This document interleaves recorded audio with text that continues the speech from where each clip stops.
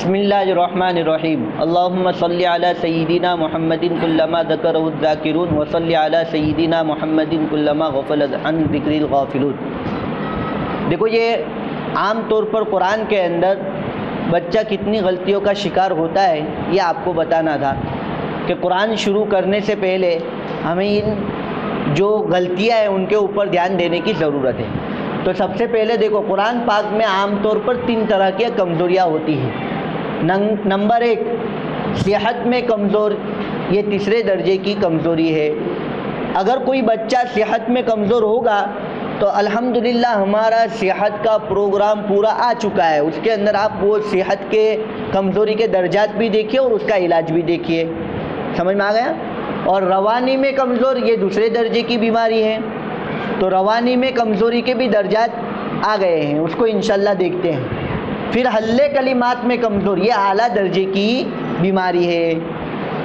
حل کلمات کی کمزوری یعنی کہ ایمرجنسی پروگرام، یہ بھی ہمارا ہو چکا ہے الحمدللہ، ایمرجنسی پروگرام۔ اور روانی میں کمزوری کے جو درجات ہیں تو وہ بھی الحمدللہ ہماری روانی کی جو 3 ترتیبیں ہیں، ترتیب تلافی، ترتیب اتصالی، ترتیب وقفی، یہ ہو چکی ہے۔ سمجھ میں آیا ہے؟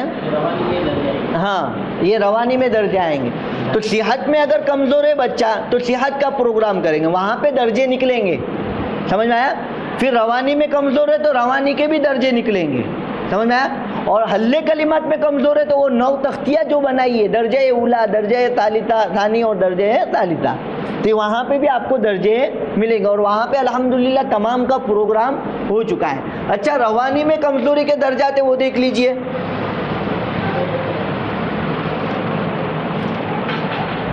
روانی کا مفہوم کیا ہوتا ہے کہ ہر بچہ مطلوبہ مقدار کو بغیر اٹک اور بغیر تکرار لفظ کے تدویراً یا حدراً تسلسل کے ساتھ پڑھ لے، اسے کہتے ہیں روانی۔ اگر نہیں پڑھتا ہے تو کمزوری کے درجات نکلیں گے۔ اگر کوئی بچہ روانی کے ساتھ پڑھتا ہے تو پھر کمزوری کے درجات نکالو گے؟ پڑھ رہا ہے، نہیں پڑھ رہا ہے تو اس کے کمزوری کے درجات نکلتے ہیں کہ کیوں نہیں پڑھ رہا ہے، اس کو کیسے پہنچایا جائے وہاں تک۔ تو اس کے اندر سب سے پہلی کمزوری ہے روانی میں کمزوری کے 3 درجات۔ کتنے ہیں بھائی؟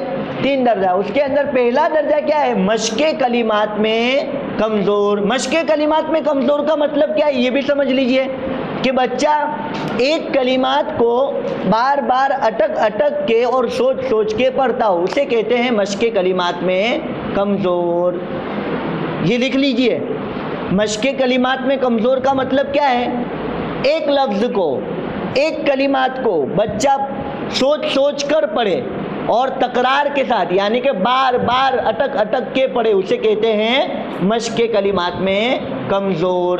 مثال کے طور پر بچہ پڑھتا ہے لم لم لم لم لم لم یکو یکو یکونی یکونی یکون الذین، تو اس کو کیا کہیں گے؟ مشق کلمات میں کمزور۔ سمجھ میں آ گیا؟ چلیے، اب دوسرا درجہ ہے کہ اتصال کلمات میں کمزور۔ سمجھ میں آیا؟ اگر جو بچہ مشق کلمات میں کمزور ہوگا تو اس کو کون سی ترتیب سے کام کریں گے بھائی؟ ترتیب تلافی، کیونکہ ترتیب تلافی سے مشق کلمات کی طاقت پیدا ہوتی ہے۔ سمجھ میں آیا نا؟ تو مشق کلمات میں کمزور ہے تو ترتیب تلافی۔ سمجھ میں آ گیا؟ اب اتصال کلمات میں ہے تو ترتیب اتصال۔ اور اتصال کلمات کا مطلب کیا ہے؟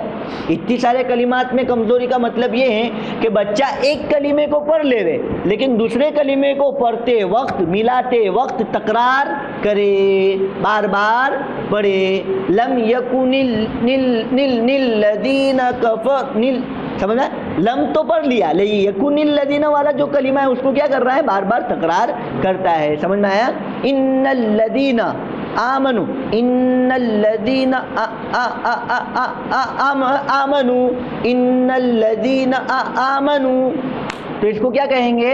اتصال کلمات، یعنی کہ ایک کلمہ بچہ فوٹ فوٹ پڑھ لیتا ہو لیکن دوسرے کلمے کے دوران کیا کرتا ہو؟ وہ تکرار کرتا ہو۔ سمجھ میں آ گیا؟ تو ایسے بچوں کو ہم ترتیب اتصالی سے کام کریں گے۔ نمبر 3 کے اوپر روانی میں کمزوری کا تیسرا درجہ، مقدار وقف میں کمزور۔ مقدار وقف میں کمزور یعنی کہ روانی کہتے کسے ہیں؟ کہ ایک ہی سانس کے اندر بچہ جو مطلوبہ مقدار طے کی ہے اس کو پڑھ لے. مثال کے طور پر لم یکن الذین کفروا من اہل الکتاب والمشرکین، وہاں تک آپ نے کیا لگایا تھا؟ وقف کی نشانی لگایا تھا. بچہ بغیر اٹک کے پڑھ گیا، سمجھ میں آیا؟ اور مقدار وقف میں کمی کس کو کہیں گے؟ لم یکن الذین کفروا من اہل الکتاب والمشرکین. ایک سانس کی جگہ پہ بچے نے 3 سانس کیے تو بھی یہ کیا گنا جائے گا؟ مقدار وقف میں کمزور. اور ایسے بچوں کے لیے کیا کرنا پڑے گا؟ ترتیب وقفی سے کام کرنا پڑے گا. تو یہ ہے پوری قرآن کی ترتیب کا خلاصہ. ترتیب کے پورے قرآن کے اندر ہونے والی غلطیاں بھی آ گئی اور اس کا علاج بھی آ گیا، اور ہر ایک کی غلطیوں کے متعلق اور ہر ایک ترتیب کے متعلق پورے بیانات بتا دیے گئے ہیں. تو الحمدللہ یہ ہمارا قرآن کے متعلق جو باتیں تھی وہ آپ کو بتا دی گئی. سبحان ربک رب العزت عما یصفون وسلام علی المرسلین والحمدللہ رب العالمین.